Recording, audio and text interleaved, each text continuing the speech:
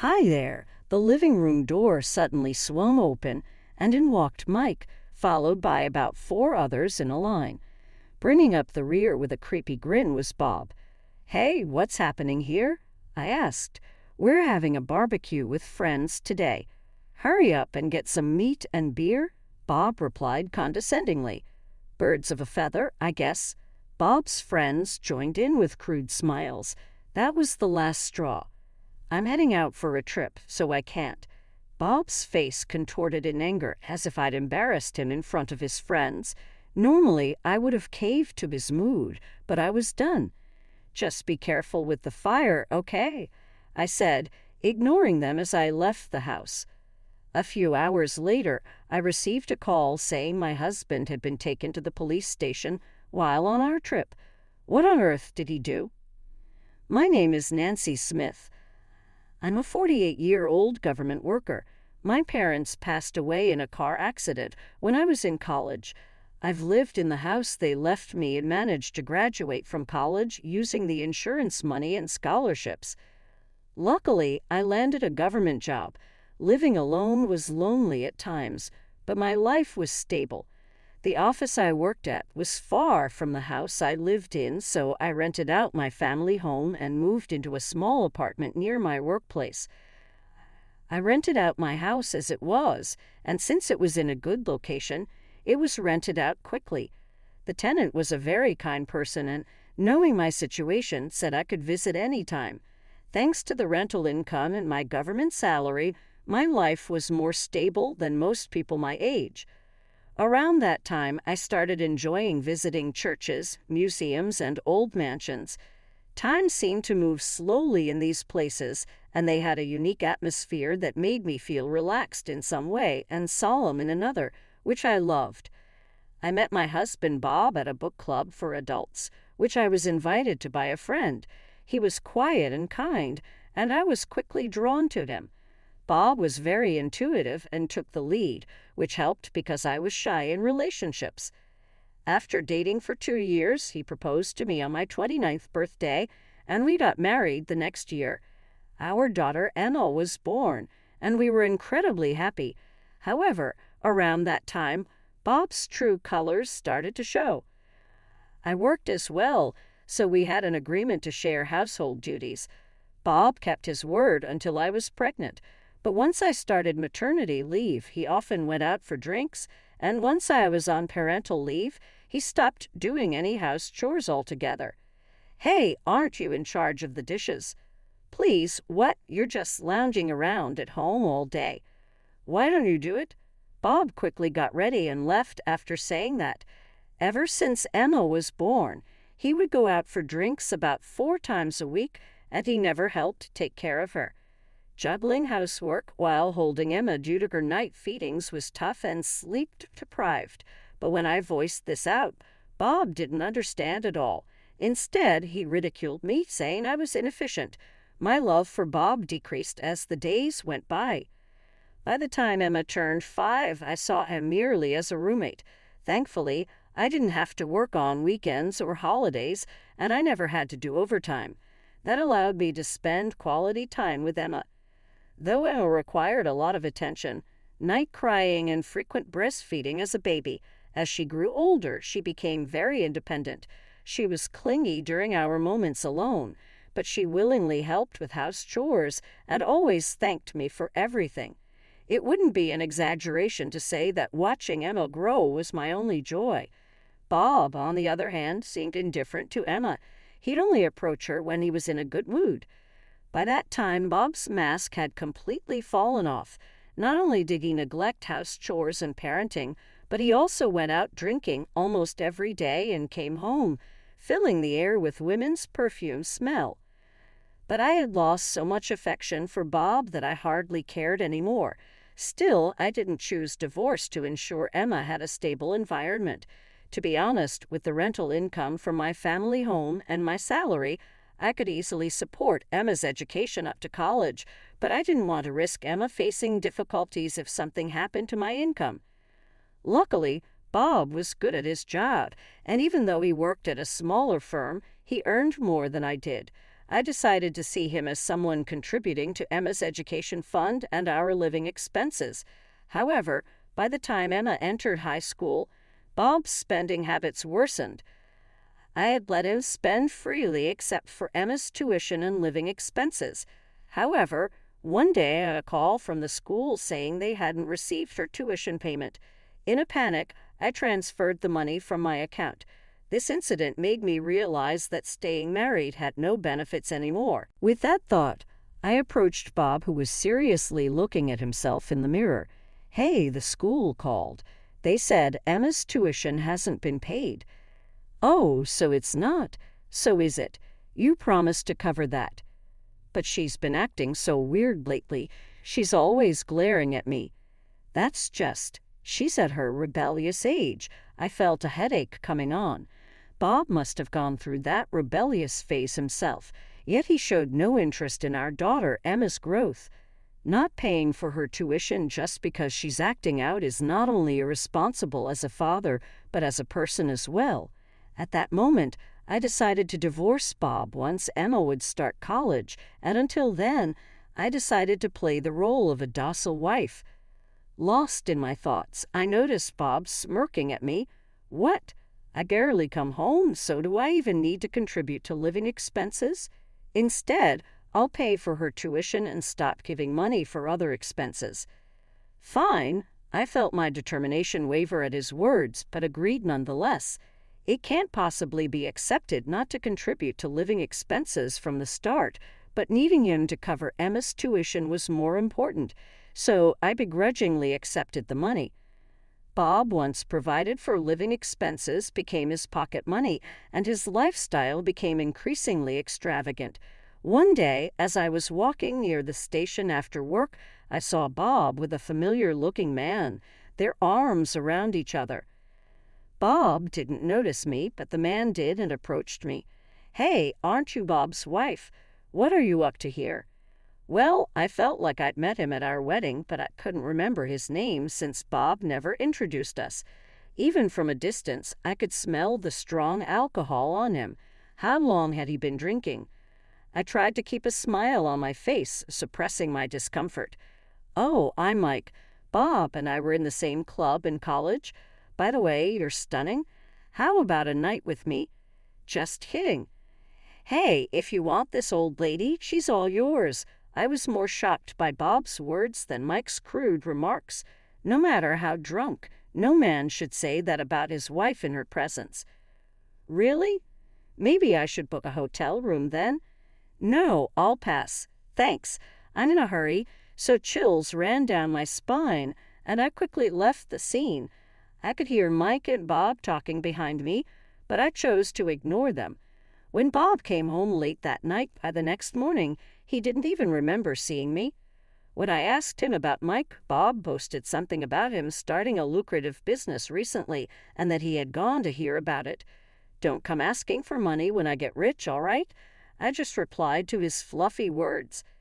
Yeah, as long as he covered Emma's tuition. I had no more expectations from Bob. However, after Emma had started college, a major incident took place. It happened on the day I planned a solo trip to use up some of my accrued leave. After packing everything by the entrance, I took a little break. Bob, being chirpy, had left early in the morning, so I just left him a message he read. So I considered my duty done and sipped my tea.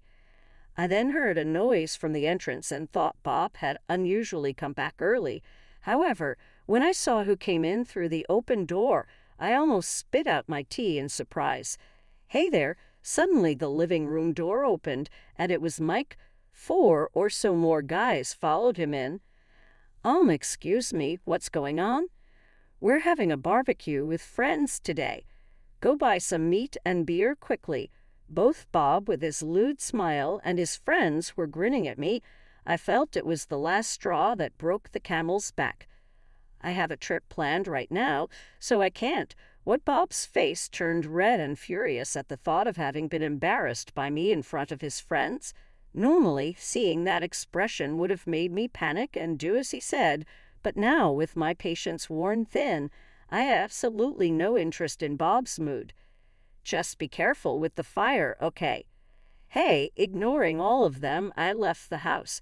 However, a few hours later at my vacation destination, I got a call that my husband had been taken to the police station. What on earth did he do? The call from the police was to verify his identity, and they told me there was no need for me to come there immediately. Apparently, the questioning was likely to take a while. They asked if I could prepare some clothes and such for Bob to stay overnight in detention. It seems he had given them my name and contact information. We can provide some basics and bill you later if that works. Oh, that's fine. Please bill him directly. Understood. If there's anything else, we'll contact you. Yes, thank you. It seems the reason Bob was taken to the police station was that he drunkenly tried to forcibly bring a woman walking by into his home. They caught him in the act, so there was no room for dispute. They said he'd likely be charged. On top of that, Mike is under suspicion for other matters, and there's a chance Bob might be involved as well.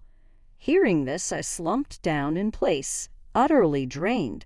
I was thankful to have reached my destination. Tears streamed down my face. Then a coffee was placed on the table in front of me. Mom, are you okay? What happened? Actually, my travel destination was the area where Emma attended college, and I was planning to stay at Emma's place during the trip. The call from the police came just as I had arrived at Emma's place and was about to relax. Your dad was arrested by the police. The reason is It's okay, tell me when you're calm, Mom. Maybe you should seriously consider divorcing him. You endured for my sake, right? I ranked first in my class this year. My professor told me I'd get a scholarship without any obligation to pay it back, so I'm okay. Emma, maybe you're right. Emma's words cemented my resolve. Part of me felt like a failure as a parent, letting my daughter speak this way. At the same time, I was overjoyed that Emma had grown up so wonderfully. A few days later, I received a call from the police that only Bob had been released. It seems Bob didn't know that Mike's business was involved in criminal activities, and he actually claimed to be a victim. Indeed, it was proven that Bob was innocent, and he was cleared of charges. A part of me was disappointed. The day after the call from the police, Bob called me. Honestly, I didn't want to answer the phone, but thinking about the future, I decided to pick it up. Hello. Ah, you picked up. Where are you? At Emma's place. There was a pause on Bob's end as he seemed to think, but he quickly returned to his usual demanding tone.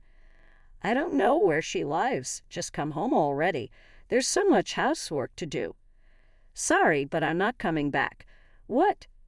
Bob was taken aback by my firm rejection and seemed frozen in shock. Speaking into the silent phone, I slowly repeated, I'm not coming back. I want a divorce. What the hell are you talking about? Do you even understand? I didn't respond to Bob. At the same time, I heard the sound of a phone dropping on the other end. He must have been truly shocked. Taking the opportunity, I added, I'll have my lawyer contact you regarding the details. Expect a call from them soon. Hey, Nancy. Bob called my name, but I hung up without hesitation. Immediately after, I called the lawyer I had just hired the day before. The lawyer promptly reached out to Bob. Bob called me multiple times in response, but I ignored every single call. Next, I called my workplace. I had already been considering early retirement, and now seemed like the perfect time. I decided to move closer to Emma. Fortunately, I had an inheritance from my parents and consistent income from renting out our family home. Plus, with the severance pay, I would be financially stable on my own. It took about 2 months for me to wrap things up at work, so I rented a furnished apartment nearby for the interim. I worked from there, ensuring a smooth handover of my tasks. During that period, Bob kept calling, but my lawyer handled all communications. Bob was livid about the divorce and kept claiming, I didn't do anything, and you're just misunderstanding. Reluctantly, I agreed to meet up and talk things out, even setting a date. In time, even setting a date proved to be quite a challenge, But 3 weeks after proposing a meeting, we finally settled on a date. I braced myself for what would be the most crucial confrontation. On the day of our meeting, the man who showed up looked like a disgruntled middle-aged guy. "I'm not agreeing to any divorce. I was just deceived. I didn't do anything wrong. Let's discuss this after we're seated." In response to Bob's stubborn attitude, I calmly walked into the restaurant first. It was a high-end place with private rooms like individual cottages. This was the same establishment where Bob and I had dined to celebrate our engagement. "Do you remember this place?" Bob's lackluster response extinguished the last piece of my affection. After all, we had once promised each other a lifetime together. Hoping that recalling this place would make our discussion a bit more peaceful turned out to be wishful thinking on my part. "Let's start the conversation, shall we?" At my words, the lawyer seated beside me began laying out several documents. They were densely packed with records of Bob's actions, evidence of his infidelity, and details about the shady business Mike was involved in. Bob glanced at them with clear annoyance and let out a sigh. "What's this? If you got a beef with me, say it to my face. You're so passive-aggressive. This isn't about complaints. It's about laying out the facts for our upcoming discussion." Hearing this seemed to darken Bob's mood even more. Still, I had no intention of backing down. However, when another document was introduced, his face visibly changed. "Hey, this... Oh, didn't you know?" Attached to the paper was a photograph of a woman in a wedding dress smiling beside a man who was presumably her husband. Seeing the two of them, Bob's face turned pale. "That's the woman you've been seeing, right? Your boss's wife." I. It seemed like Bob genuinely didn't know. He looked flustered, a far cry from his previous arrogance. According to my investigations, Bob and this woman had been involved for around 3 years. Bob had considered divorcing me to marry her, but lately she had been distant. Turns out she had married Bob's boss even before meeting Bob. Apparently it was a shotgun wedding, and just recently they celebrated their 10th anniversary by taking wedding photos. And of course, evidence was mailed to Bob's workplace and scheduled to be handed to his boss today. She probably has received the notice by now. Speak of the devil. Just at the right moment, Bob's phone on the table rang, displaying his boss's name on the screen. Bob didn't answer, so I took the liberty to tap on Answer, switching it to speaker mode. A deafening yell blared from the phone, so loud you'd think the windows would break. "You've been deceiving me, cheating on my wife even during work hours. That's a betrayal to the company, too. Don't think you'll be safe at work starting tomorrow." I'm so sorry." Bob, in a tizzy, looked absolutely pitiful. There was no trace of the charm he once had when I loved him. I shook my head and tapped on the documents. "So, can I submit the divorce papers for now?" "No, I won't. Perhaps because his plans to remarry his affair partner were now ruined. Bob became even more stubborn about not wanting a divorce." Feeling cornered, I called out to someone beyond the door. "It seems this is troublesome. What should we do?" "Who's there?" Trembling with fear, Bob looked over to me for answers. I simply directed him to the door with my gaze. Hesitant at first, Bob's face turned an even paler shade when he saw the person who walked in. Dad, Mom, why are you here?" It was my parents-in-law.